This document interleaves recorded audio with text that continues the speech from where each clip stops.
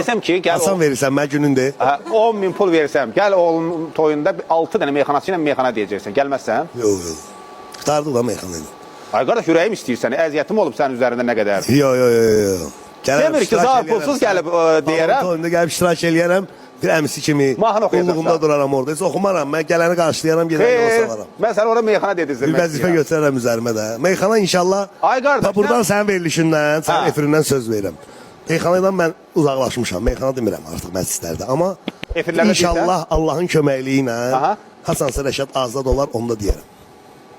Ona görə? Yox, sırf ona görə yox. Amma deyərsən. Yəni sən söz verirəm ki, Rəşad bir gün azad olsun. Gəlib sənin verilişində olan meyxana deyərəm. Sağ ol. Söz verdim sənə. Qardaş. Hələ pazıya söz vermirəm amma mən. Nə? Hələ pazıya söz vermərəm mən. Sən söz verdin bax qardaş kimi. İnşallah. Allah onda qapısını açsın. Amin. Amin qardaş. Etsin. Və vaxtımız hələ ki bollucadır. Qırmızı rəngdə geyinmiş xanımı.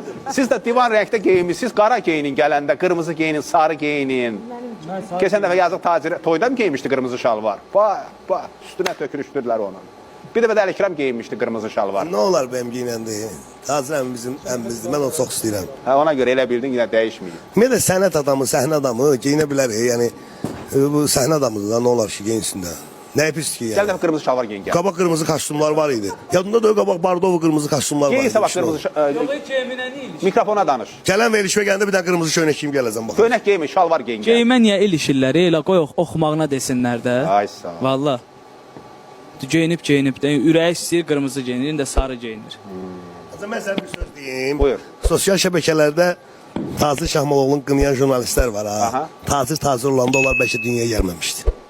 Orası elədir. O da var. Jurnalistlər eləməyib onu. İndi kim eləyibsə də o indi qardaş sən başıma dönüm indi sizsiz o illərlə əziyyətiniz var əməkdar jurnalist adına layiq görüb dövlətimiz. İndi qardaş mikrofon var ya balaca şunu sədərəkdə ucuzdur o. Satan birini alır. Bir dənə də belə alır telefonu keçirdir ona ki bu sahibə götürür hamıdan. Belə işə düşmüşük.